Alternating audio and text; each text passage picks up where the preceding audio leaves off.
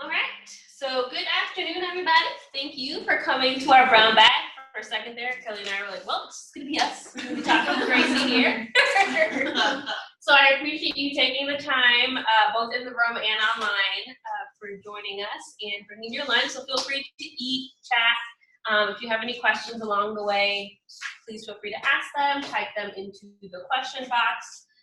We are going to get started, and I'm gonna ask Kelly to advance to our next slide really quickly. Before I give you an overview of who we are and why we're doing this, for our folks online, I wanted to let you know, if you've never used Zoom before, this is sort of a quick rundown of how it's going to work. If you've never used Zoom before, on the bottom of your screen, you're going to see a toolbar, and that's how you're going to engage with us in this webinar. So there's a Q&A box where you're going to put your questions if you have a specific question to ask us. What do you think about this? Or what about this problem that I'm running into?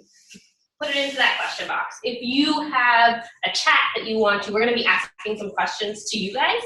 And so for those responses to our questions, you're going to type them into the little chat icon on the bottom. It looks like a little talk bubble. We're also going to be going over some things that we usually live tweet during our webinars. We're not going to be able to do that today, but that's something that we always sort of say at the beginning of all of our webinars, that we will be live tweeting. So if you want to follow us on Twitter, please, HRIA Institute on Twitter.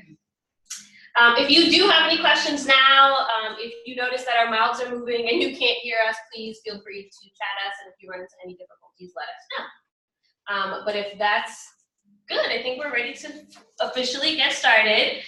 So my name is Gina. And my name is Kelly. And this is? Oh, hi, I'm Tanaya. We are the Community Health Training Institute team. And tonight I was here for backup because she's helping us out. So I wanted to just shout her out and say thank you for spending your time with us today.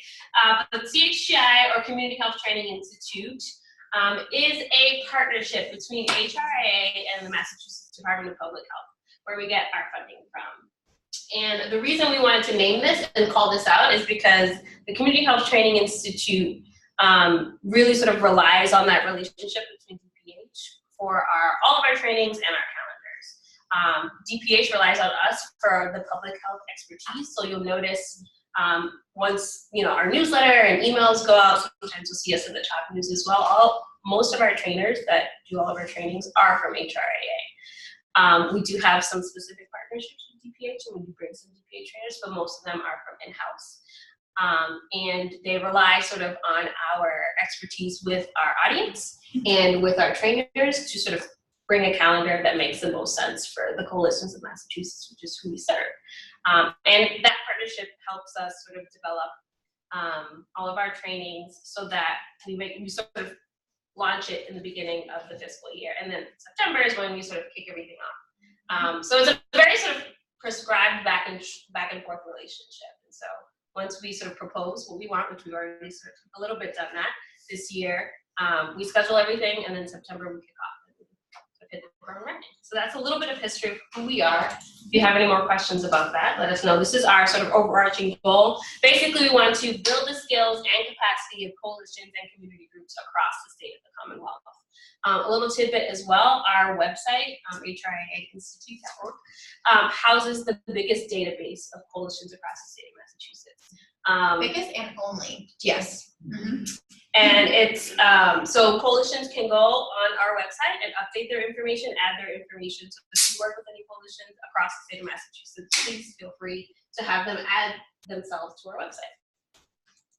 And so CHTI really has 4 buckets of services that we offer. And so we do in-person trainings across the state, but for the most part, they're located in Worcester because that's the most central location that the most folks can get to.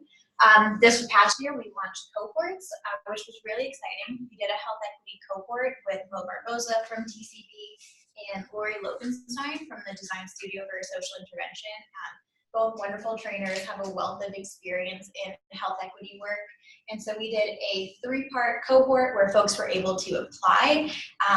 The response was just incredible. We got almost double what we were hoping to get. So it was really selective. They participated in 3 trainings, and they did some pre-work and post-work in between. We had TA Zoom calls, and folks were really engaged. The group is still going strong and still posting on the Google Sheet, which is awesome.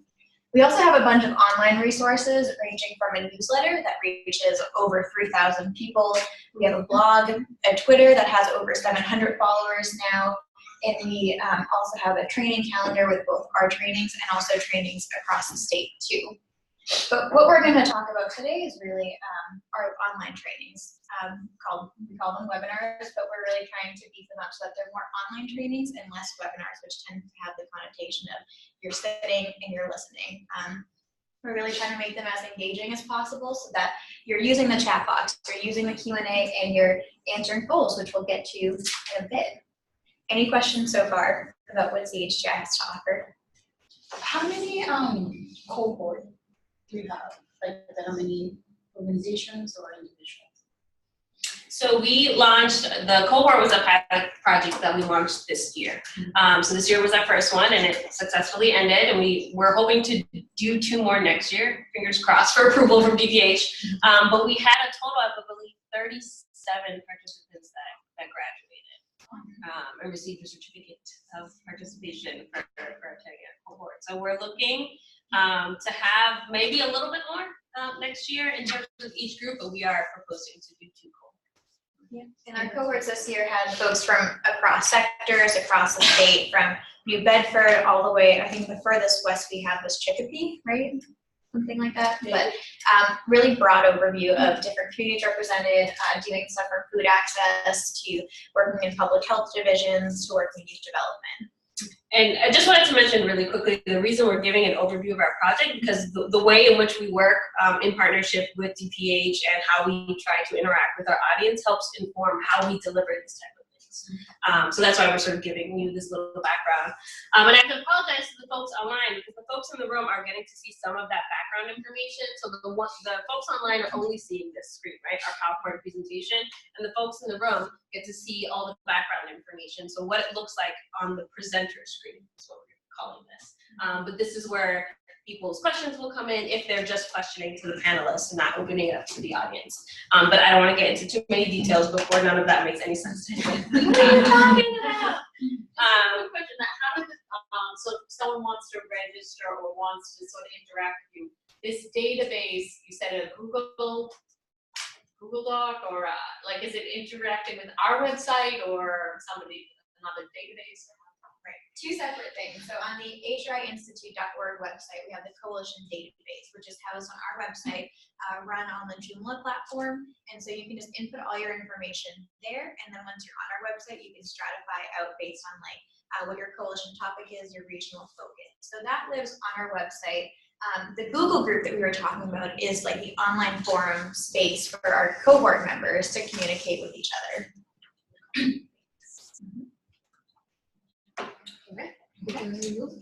So we want to have you all think about some online trainings or webinars that you've been in.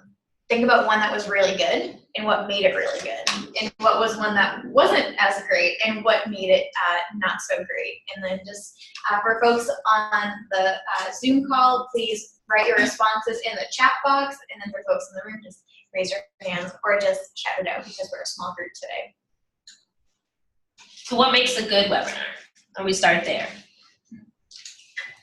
I think what makes a really good webinar, and you kicked it off exactly the right way, is you sort of give an outline of what is going to happen. You introduce yourself and you sort of like state what the goal is so that, you know, people know, like when you're managing your time, that this is, you know, what to expect. And I think that is like super key to like success. And I love the when people do polls, because then you're falling asleep, you get like, oh, I'm participating, you know, and it's kind of exciting to do a poll during the meeting. Anything else that makes a good webinar?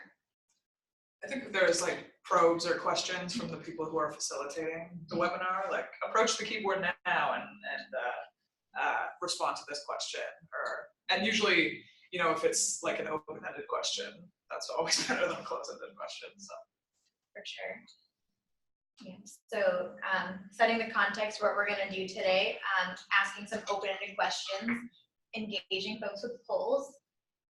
So what makes a webinar maybe not so great? Tamaki gave a good example a little bit earlier. Not using yourself. Yep. And not using the slides like properly.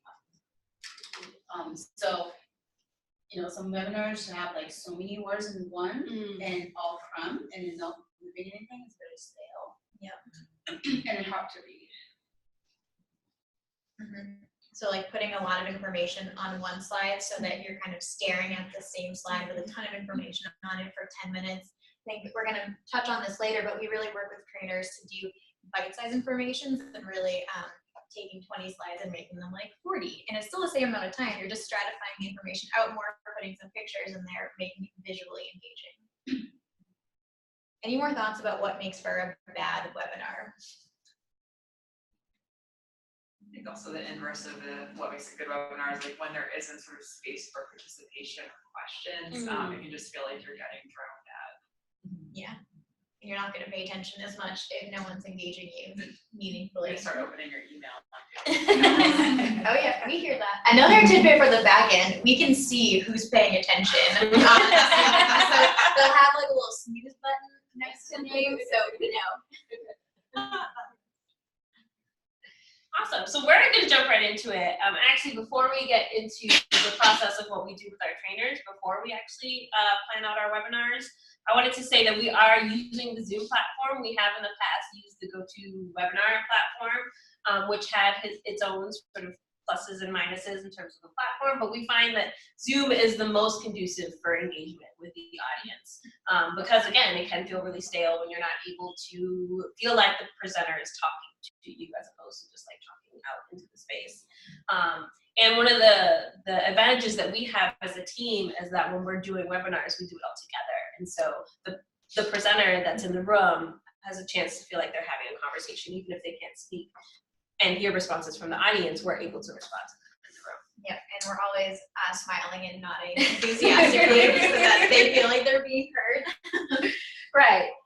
So some of the things that we do with the trainer in prep for a webinar and online training, we sort of interchange those two words, is really sort of talking about what we propose to DPH. What is it that we're trying to get across to our audience, and that's what we call our description and objectives. What are we trying? What is our end goal? What is our target for our audience? And really making sure that it's in line with what the trainer is presenting. Setting deadlines for content is really important because we want to make sure that we have stuff beforehand so we can look through and say, are we accomplishing these objectives? Are we meeting these goals? Are people going to get the message that we're trying to get across with this content? And that's when the review and edit comes in. We want to make sure that it makes sense, that it is those small bite-sized pieces of information so that it's really easy to read and to understand in a very sort of short amount of time. And that is visually pleasing because we don't want people to fall asleep. Oh my gosh, just see the words on the slide. And then leading up into the webinar, we sort of refine and finalize, making sure that we're ready to go. The trainer is feeling supported throughout the process. If they have questions about, does this really make sense?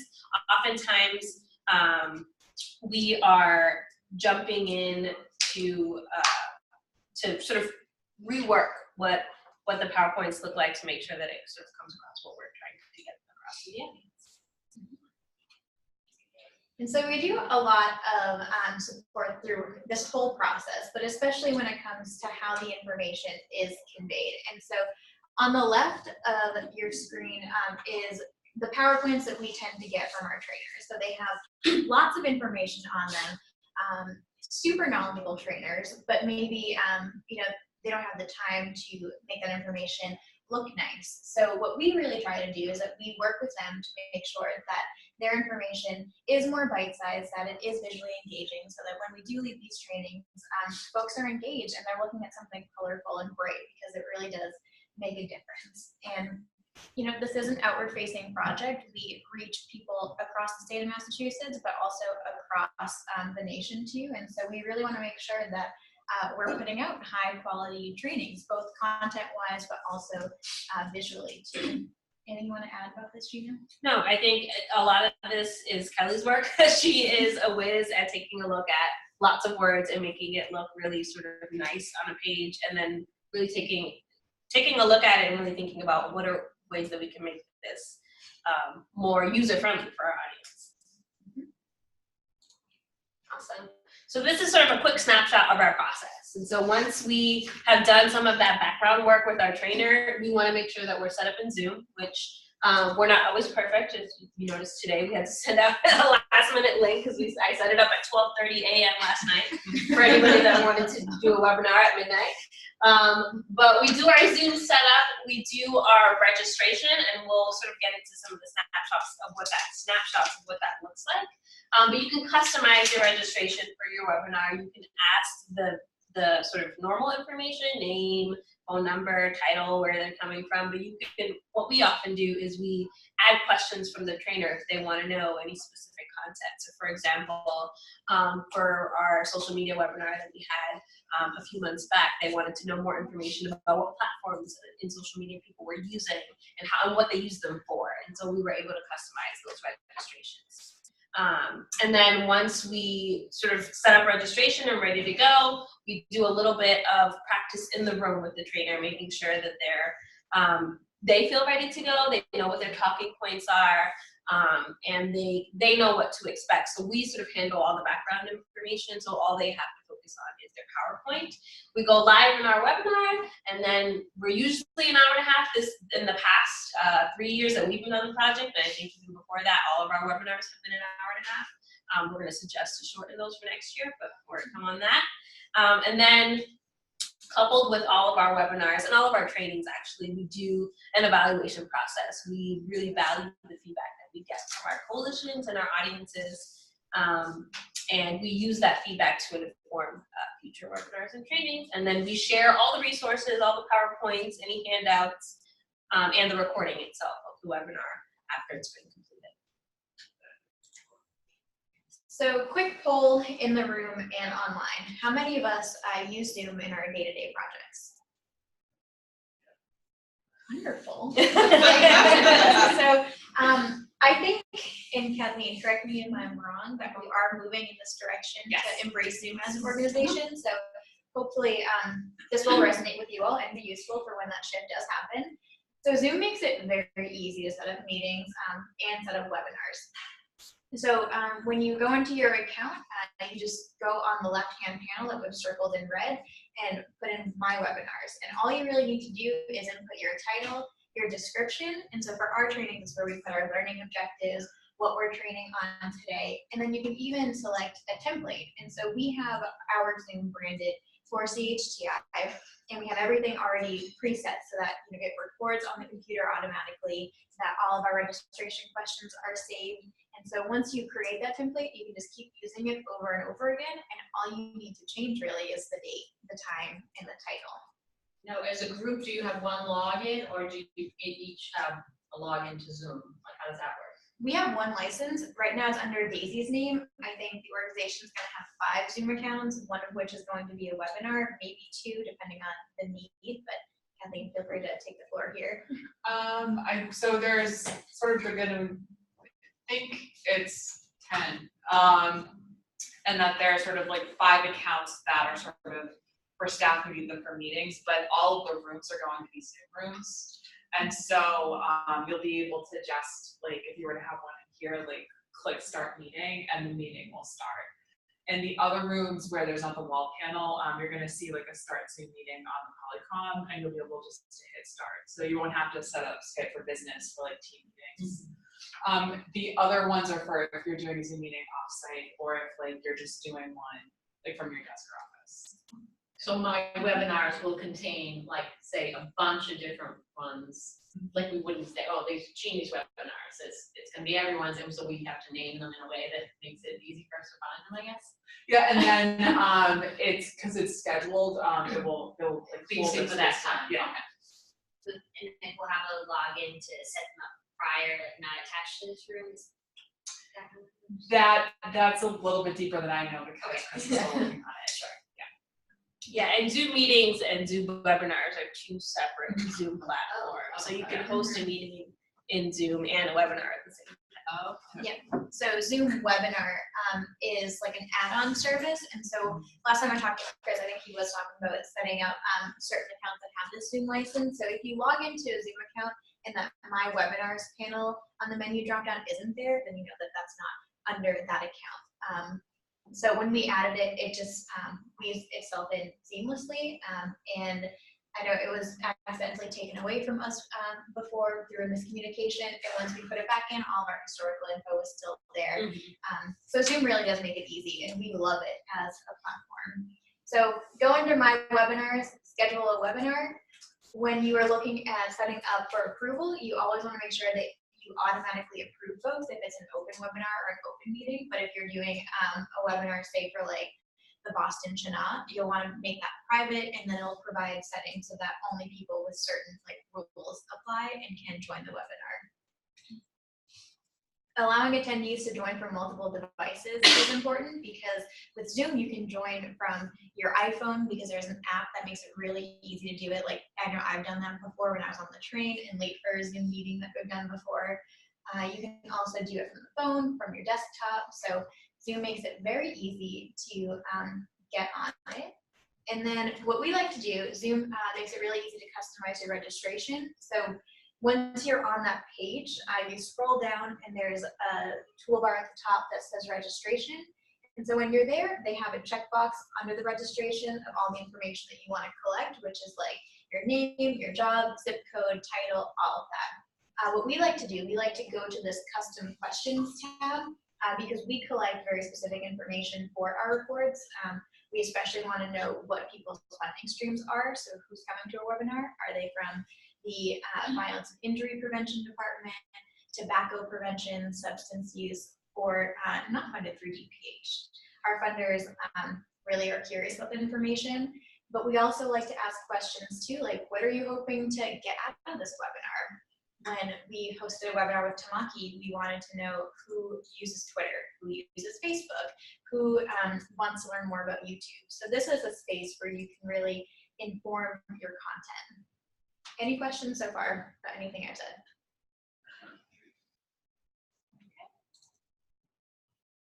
We mentioned earlier from Jeannie that creating polls in Zoom really makes it for an engaging training. And so you want to do this before the room because once you make the webinar go live, you cannot add polls afterwards. So under polls, which exists in that same landing page, we're just zooming in on that sub bar right there. You can add polls, and so our example is, are Kelly and Gina wonderful to work with? So absolutely, definitely the best, 10 out of 10. So like, you want to make sure that you're providing options that are like, a little bit more broad and inclusive than that. But, and so once you save that, it'll save automatically in. And so we also used to do our feedback this way.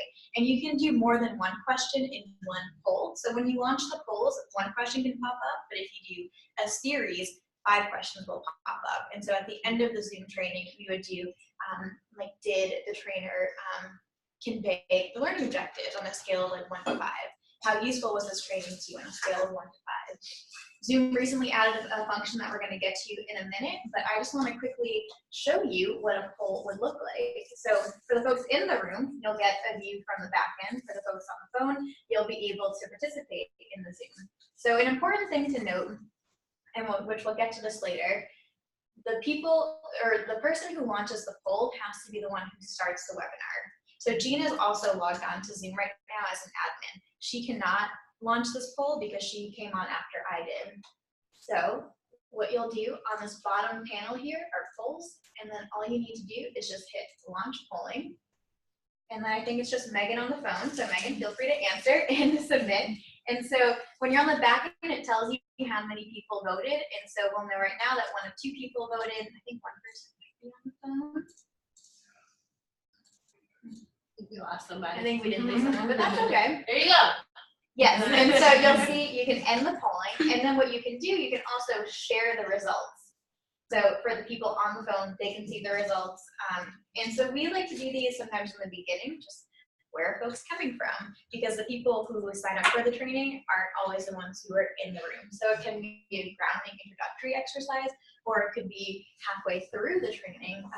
Mo is a big fan of doing like pop quizzes on things that he's done before, or just quizzes about things that are relevant to the training. And so when you're done talking about the poll, you'll just want to stop sharing the results, and then you can minimize it and go about your training. I mentioned before that we used to do our post survey from the Zoom polls, because when Zoom webinar first came out, it was a relatively new feature on Zoom. They didn't have the capability to pop up a feedback survey at the end, so we had to kind of work around that by doing the polls. But now, when you close the meeting by inputting your SurveyMonkey link into the same toolbar that's in Zoom when you're setting up the training, whatever link you post will automatically pop up when the training is over. And so this is connected to the HRA SurveyMonkey. Yeah, which is more in line with a capability that we used to have with GoToWebinar. So when we switched to Zoom, that was the one thing that we were like, oh, it's just missing this one really important piece to us, and I'm sure to a bunch of other programs, because it's really important to capture feedback. And so we were really excited when they installed this. So Megan, since you're the only one on the phone, when you are done watching this webinar, our survey should pop up in your computer. So feel free to fill that out once you get it. Yeah, and reason number 561 why we love Zoom is that they are open to feedback. So we put in many emails and many feedback forms about how we really want this feature to be installed, and clearly enough people also suggested that, and they heard it and installed it, which is awesome. Awesome. So this is a little picture of what happens in the room. So first of all, for all of our webinars, we've learned that in this space, in this office, the code is the best room for webinars, or that we feel is the best room for webinars. One, because it has the least amount of windows, so trainers are not distracted by people walking by, and it's fairly sort of separate from this area, which tends to be a hub for people to talk. And we did a webinar in Trios. I think, Tamaki, you were one of the trainers, and people walking by kept like, oh no, I'm sorry. Waving at our trainers, and like, we're trying to do a webinar. Yeah, Tamai and I just sit there being like, we don't like doing that. So we've learned that the code is the best room. So this is how we set up in that room. So we have the 2 monitors in front of the room. Our trainer, who is Mo, right here in this picture, sits on one side as the facilitator, or really sort of the moderator. I sit opposite them, so it feels like we're having a conversation in front of one another. And then Kelly and Tanayo, or the tech lead and the social media person, sort of sit a little further behind and are doing all the background. So right now, sort of, or a little bit earlier, Megan chatted that she'll take the survey that's going to pop up at the end. If people are chatting in and saying, I can't hear you, or something's wrong with my tag, or whatever situation that comes up, they're sort of responding to that. And I can key in with the trainer, so if something comes up, I can say, oh, there's a question that came up. So the trainer is really just seeing their own PowerPoint and focusing on their talking points, and where sort of the supportive background piece of that. But yeah, that's what it looks like. I'm trying to think, we want to make sure that we also post on the doors and the windows of the room that there is a webinar in progress. So if somebody is walking by and they're chatting it up, or trying to get in contact with us in the room, that they know that this is our safe space, don't come in until we're done. And we also, I'm trying to think, I don't want to get ahead of myself in terms of our tips and tricks. But yeah, I don't know if there's anything else we wanted to mention here, or so this other slide. I think, 2 people can do the tech and the social media, but the bigger the trainings are, I was on the phone, but then I got cut off when I got onto work training, so like I participated in all forms.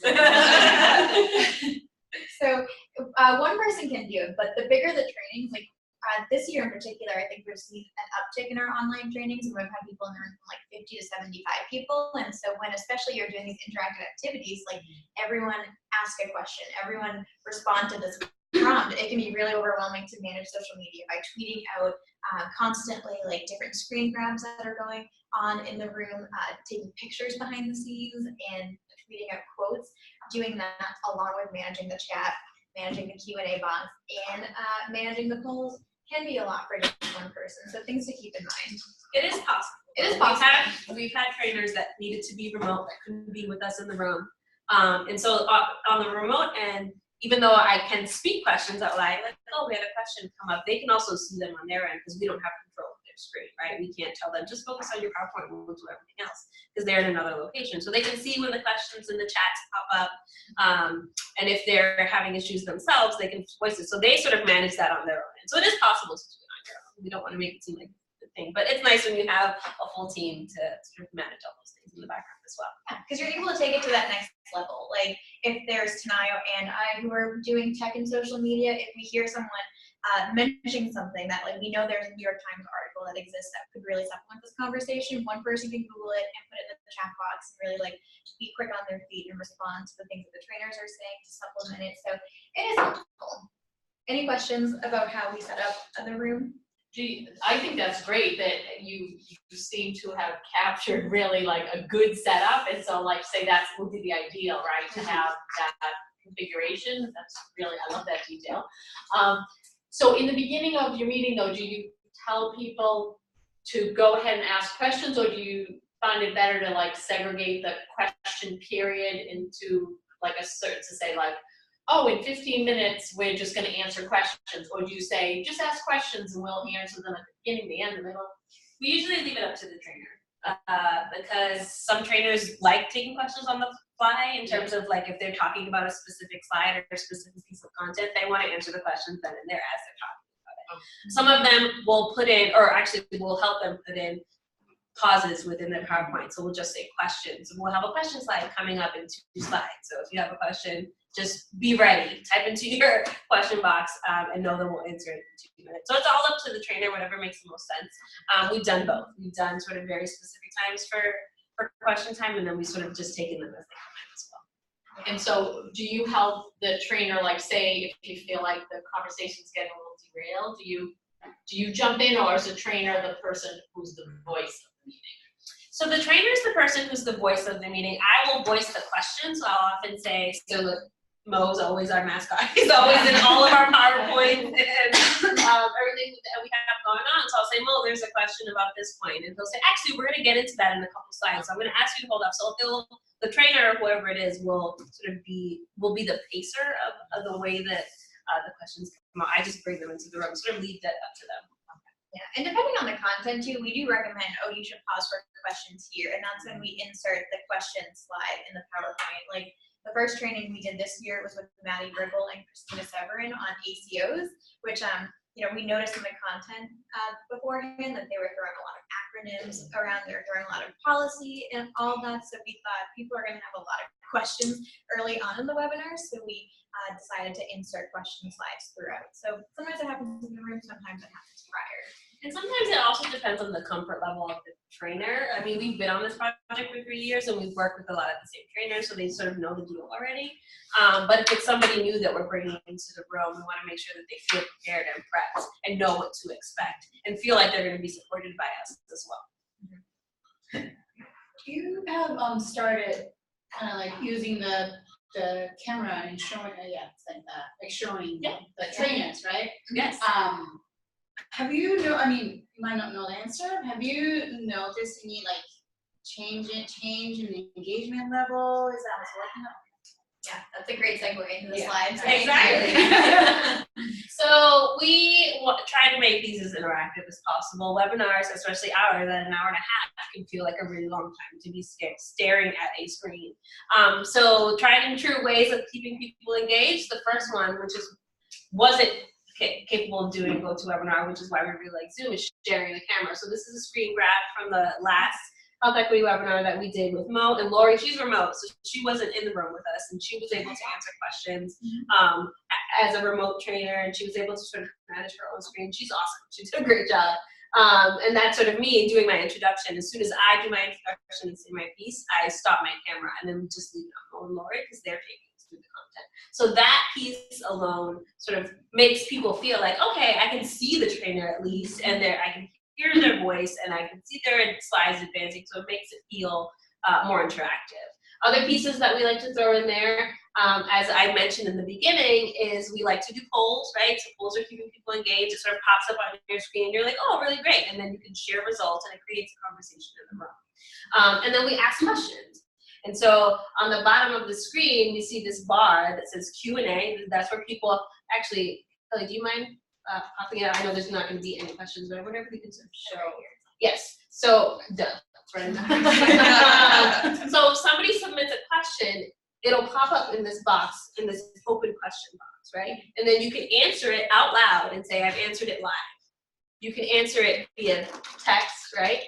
And answer and respond to that person, and then it'll filter out the question and say, okay, this question's been answered, and now it's taking it away. So that's another way to engage people, and we want people to use that question and answer box for questions specifically, so that you can manage whether or not you've answered it throughout your PowerPoint.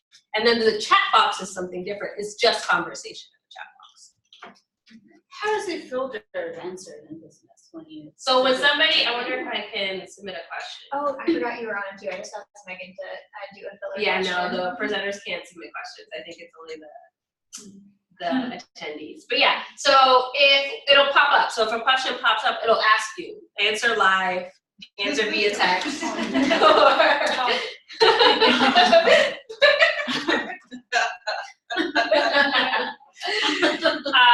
via text, and then dismiss the question. I forget sort of what all the options are. But Yeah, once you put it in, The pressure's on Megan. sorry, you get a gold star for your participation in this brown bag today.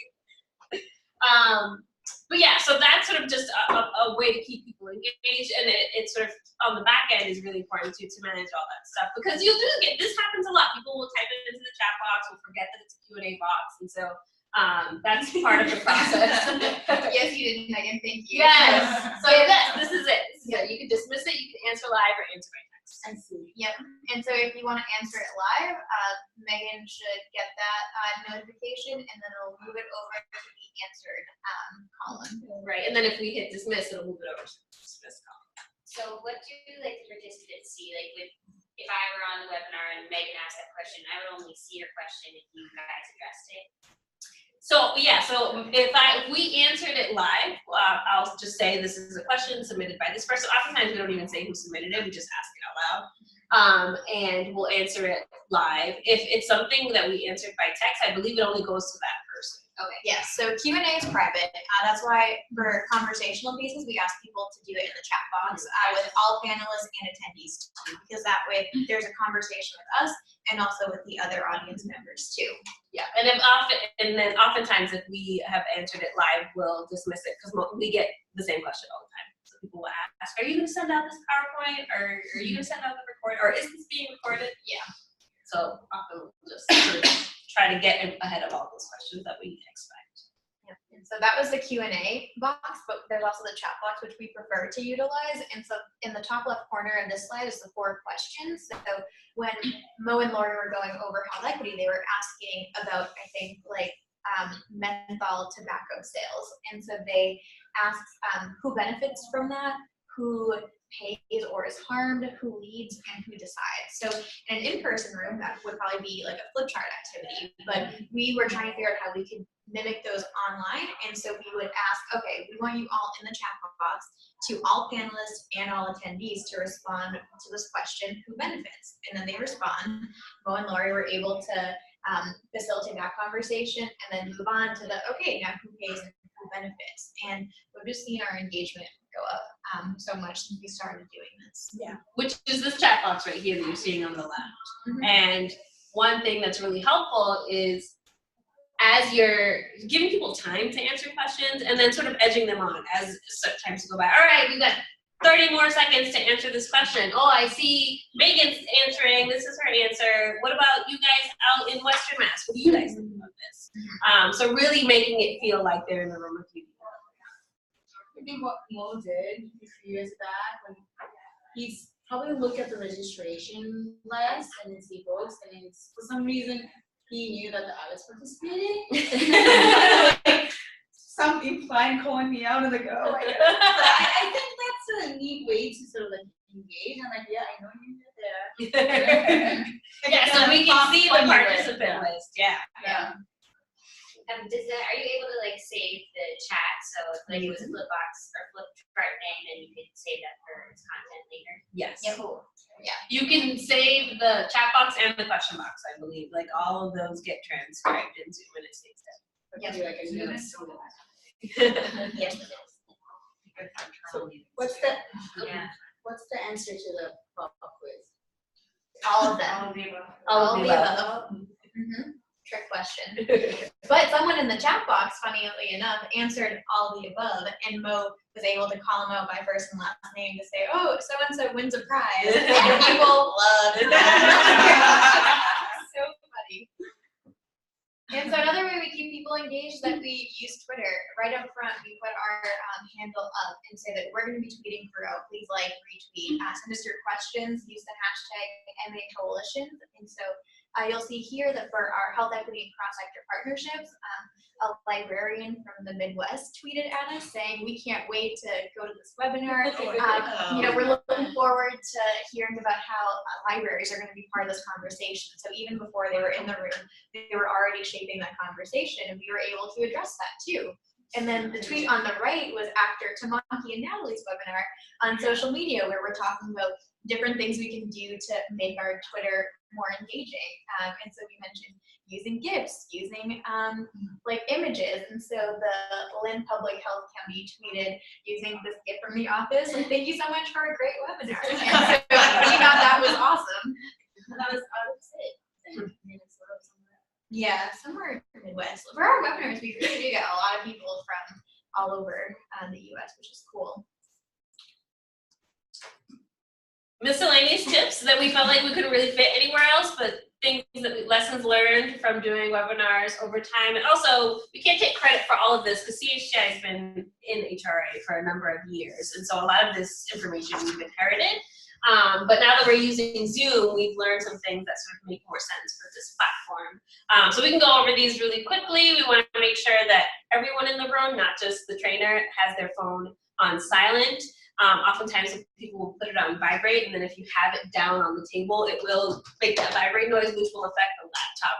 Right here, we're presenting from this big screen, but normally we just do it right from the laptop so the presenter can see it right in front of their face. And so if their phone is right next to the computer, that doesn't sound so great if you're an attendee on the other end of the computer. So we always tell them to silence their phones. We don't staple our PowerPoints because rustling of paper doesn't sound that great either. So we always try to sort of keep it as quiet as possible, as Tamaki mentioned in the beginning, and that's why we don't staple our PowerPoints.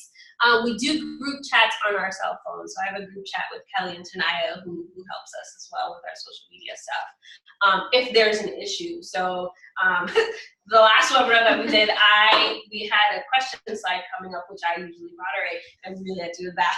So I was like, Kelly, I'm going to run out quietly, but I'll be back before this quiz come up. And she's like, all right. And so whenever things like that come up, you want to be able to have a silent conversation with the other people in the room should you run into any problems. Yeah, which brings us to take a bounce. Our webinar is a real long time, and so I know 10 minutes before, all of us are like, okay, go. And then also just book room for the 30 minutes before and after, because those 30 minutes before, you never know what we're going to get for text sometimes. Sometimes it'll work, sometimes it won't. So having that time to kind of make sure that everything's good. Also have that time to debrief with the trainers too, to ask them, how do you want to do Q&A? Do you want us to give you a colored note card that says you have 10 minutes left in this section? So that's kind of the time we have to interact with them. And then after, just to clean up. And then I think just one more tip that I'm thinking of, we usually have like a pitcher of water in the room because an hour and a half is a long time. And sometimes the trainers definitely need that. And any other tips that? Yeah, one thing that I mentioned, it's specific to PICO, so if you're not doing things in PICO or if you're doing things remotely, you're running a webinar remotely, this won't apply, but just pay attention to, one, where you're doing your webinar from, if you're doing it from the laptop, if you're doing it from the screen in the room, and if you're gonna have other panelists, presenters in the room with you, because it will require some muting of certain mics so you don't get any feedback from the computer in the room versus your laptop versus the other presenter's laptop, which is what we do. We usually have, if you remember back in the slide, our room setup, we usually have 3 laptops going and the big computer on the screen. So it takes some muting and trying to figure out where the feedback is coming from. But just one thing to keep in mind. So that was one of my questions. Have you figured out kind of the best way to do sound? Because when I was on the phone for this meeting, it was difficult to hear. It might have been different on my laptop, but it was difficult to hear. It was just kind of like you were on speakerphone, so I couldn't really hear individually. I don't know if that's just something with Zoom. So do you have it so that it's the person's laptop? So Gina, is it just your laptop that's picking the sound, or is it the laptop in the whole?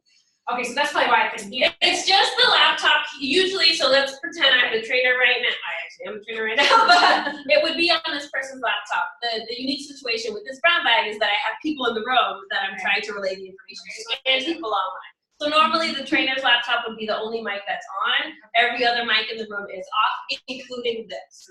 And so we're all signed on in the room as panelists, so we can see all the admin stuff in the background. The computer screens are actually usually just the audience view, so we can see what the audience is seeing. So we log in as an audience member on these big screens. So we know that if the trainer is hitting advance on their slides, if it's not advancing, we can see, oh, something's wrong. The audience is still on this slide and he's moved on.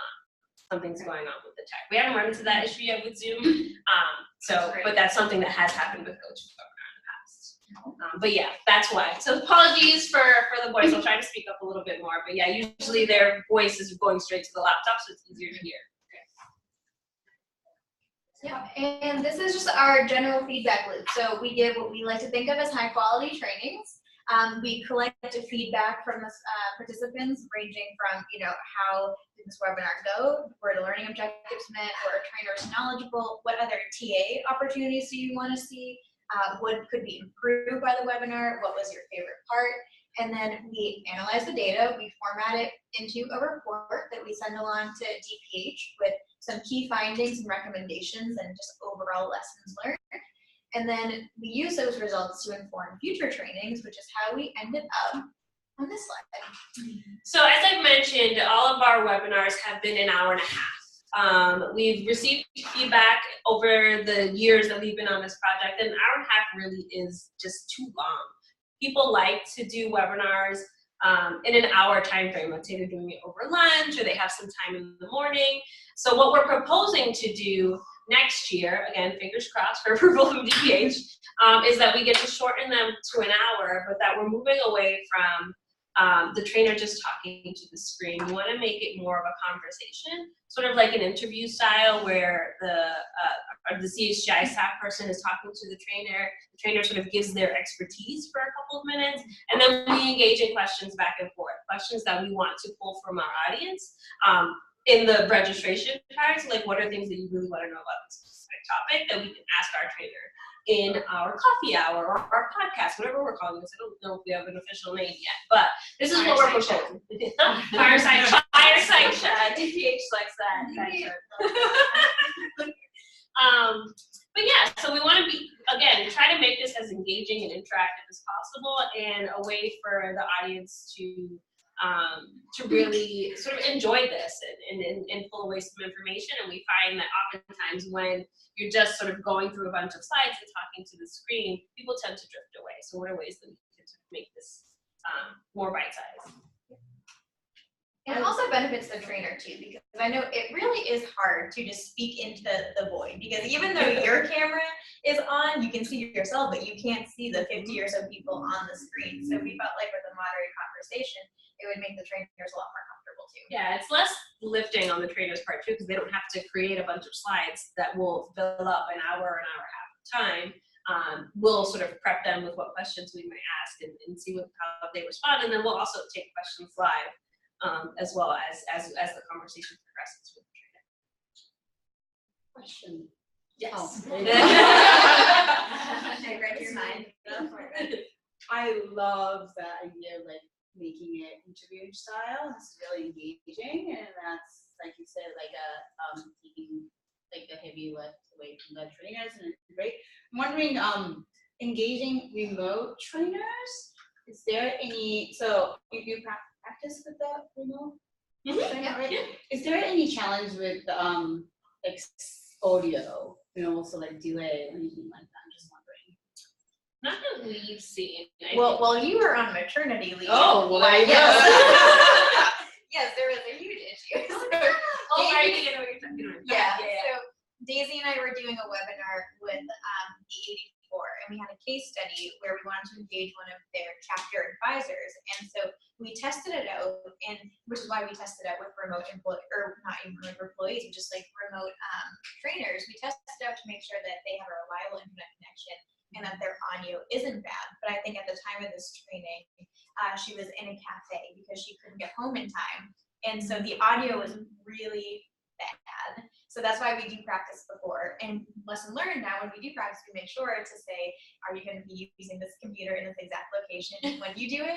Because there's always the possibility that the internet might go out. But for the most part, we've had no issues engaging remote trainers. So we've had, when we took the screenshot of us sharing our screen, I mentioned Lori Lowenstein. She was remote from home here in Boston for our last health equity webinar. When we were doing our networking session for our cohort, she was actually in Texas, and she was able to log in and do remote training all the way from across the country. So I was not there for that one, so I did not remember that. But yeah, for the most part, audio, as long as they have their laptop that has mic capabilities that will pick up their voice and they're sitting in front of the laptop and they have strong Wi-Fi, they should be good. Yeah, and that's why practice is important. Yeah, engaging multiple like panelists, so to speak. I've been in the disaster webinars that are feedback and all the chat bots and mute, like 100 people explaining that or like all the feedback.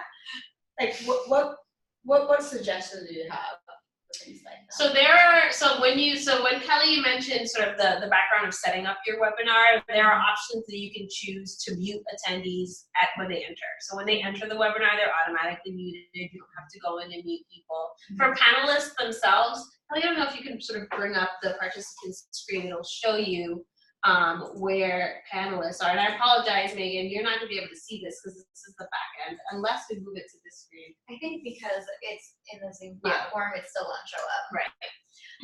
So this is where you can see all your panelists, and I can probably, I don't know what permissions. I can do that. Yeah. So because I started the webinar, if I wanted to, I can promote Megan to a panelist, or I could allow her to talk, or I could remove her from the webinar too, which I'm not going to do. So yeah, mute them upon entry. If you want to, you can promote them to panelists, like when it's their turn, and then when they're done with it, you can mute them as the admin. Yeah, oftentimes the way that we sort of, because we're doing the prep work with the trainer, so we know what's going to be presented, they send us all the information. We like to have control because we try to minimize all those issues. So we know, we'll offer to advance the slides for them and do everything. So really just taking all of that on ourselves and making sure that we have control of as many of the factors as possible to minimize some of those issues. But you can give control to somebody else that's remote if they have slides on there and that they want to share, but oftentimes we're grabbing that information beforehand so that we can present it and control it on our end. And all we need is their voice and face. Now the trainer, they say if they're sitting in front of their computer as well, and then the slides are going, but people can see the trainer and the slides. Is that okay? Yeah. Right. Do people ever use like the wireless headsets? Because I find like that's sometimes good when you're because like these microphones aren't all that. Yeah, if the trainer is remote, then yes, they're more than welcome to use a wireless headset. We don't use the wireless headset if the trainer is in the room because I'm also speaking, and so I try to project my voice because I want the mic across for me to pick up my voice. All of our webinars are recorded and they live on HRI's YouTube and our HRIinstitute.org website, so you can take a look at them to see what the sound quality is like. Great. We have a YouTube? We do. I don't know. Wonderful. It's really just us who uses it, and sometimes the helpline, I think they use it, For their videos. Yeah. Oh, If you just type in health resources act in YouTube, our videos will come up, our webinar. Cool. It's like places to store Yeah. videos. That's all we got for you. If you have any questions or are doing webinars in the future, please see us with resources and we'd be happy to help. Thank you.